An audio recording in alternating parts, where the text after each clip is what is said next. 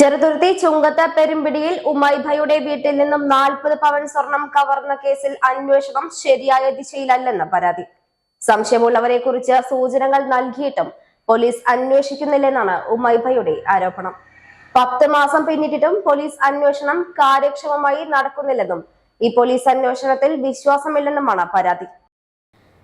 കഴിഞ്ഞ വർഷം ഒക്ടോബർ 15-നാണ് ഉമൈബയുടെ വീട്ടിൽ നിന്നും 40 പവൻ സ്വർണം കവർന്നത്. മുൻവശത്തെ വാതിലിന്റെ പൂട്ട് തകർത്ത് അകത്തുകടന്ന മോഷ്ടാവ് അലമാരയിലിരുന്ന സ്വർണ്ണാഭരണങ്ങൾ കവരുകയായിരുന്നു. ഉമൈബയുടെ ഭർത്താവിന്റെ വീടായ കരിമ്പൊഴിയിൽ പോയിരുന്ന സമയത്തായിരുന്നു മോഷണം. ആഭരണങ്ങൾ വീട്ടിലിരിക്കുന്നത് അറിയാവുന്നവരാണ് കവർച്ച നടത്തിയിരിക്കുന്നതെന്നും ഉമൈബ പറയുന്നു. ഇവരെക്കുറിച്ച് പോലീസിന് വ്യക്തമായ വിവരം ലഭിച്ചിട്ടുണ്ട്. അന്വേഷണം വഴിമുട്ടിയതിനാൽ കോടതിയെ സമീപിച്ചിരിക്കുകയാണ് Umaiba. Chithara women's academy, SMP junction, Shoranur.